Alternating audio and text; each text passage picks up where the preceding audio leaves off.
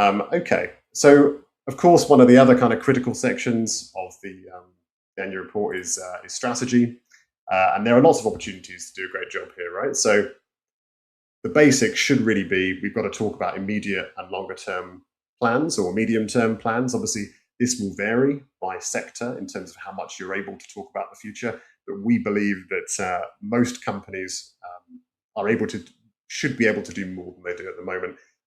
We understand that everyone is a little bit spooked by the way the world has been for the past, I don't know, depending on when you want to count from, 10 years, 6 years, 2 years. But regardless, things are clearly a little bit up in the air now. And the response we have seen, unfortunately, from a lot of reporters is to really kind of pull back on how much they're talking about the future. But we think that should change. Measuring performance, of course, is important, ideally with KPIs, but not necessarily. Connecting to market context, which I described earlier, and explaining changes and course corrections, right? And, this is something that is inevitable when you have a strategy, especially one that stretches over years. It will not remain in aspic, it will change and it will evolve. And companies that sort of seek to hide that or sort of, paper over that in some way, I think it's not the right approach, and investors and stakeholders will reward you for being honest on that front. Things to avoid: combining things like your pillars, your platforms, your frameworks, your supporting strategies, and whatever else it might be. All these abstract concepts can get pretty unpleasant to read if you aren't super familiar with the company itself, and ideally you want to limit that. We read a lot of plans that feel very broad and lack detail.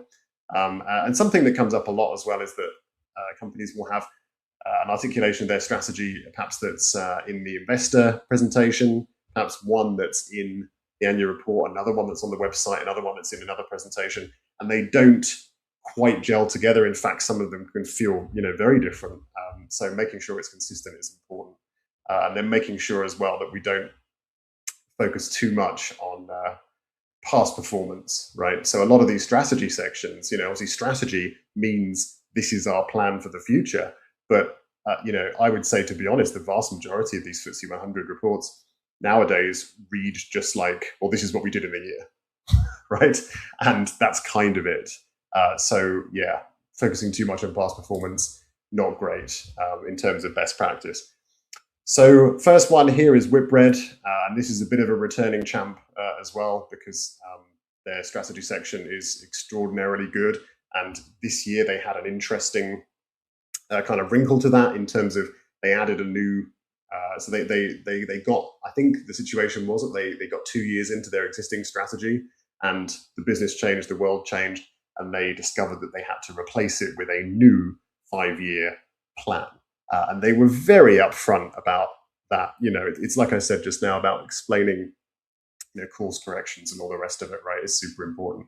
And they did a fantastic job at this. And the way this is set out is just so obvious and so clear, just like what I liked about the Hiscox one, right? There's no way you can miss it, right? So our new 5-year plan, and then you've got pillar 1, pillar 2, and then on the next page, 3, 4, and 5.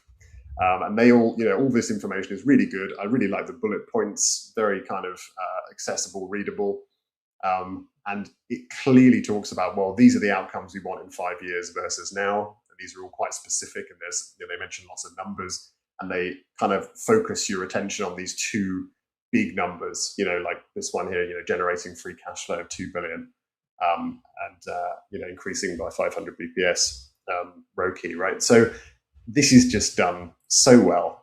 And this is on top of what is an exceptional strategy section in general. So I'm only able to show you like a fraction of what they've got. I mean, it must stretch over 20, 30 pages or something, but they've got a really good, almost kind of editorial run through what they're planning to do. And you can see here, this is their kind of, the kind of few pages on what they're going to do in Germany, or what they are doing in Germany. And it's just really well written. It's supported by numbers and graphics and things like that.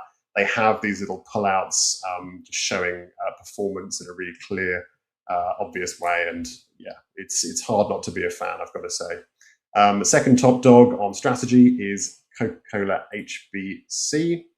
And they do a lot of things right, for sure. So again, somewhat similar to Whitbread, the way that it's put together feels quite editorial with these kind of shorter subsections within it, right, without these huge kind of wads of copy. They do nice little things like explain their highlights in the year over here on the left. They connect KPIs, principal risks, opportunities, material issues, which is all really nice.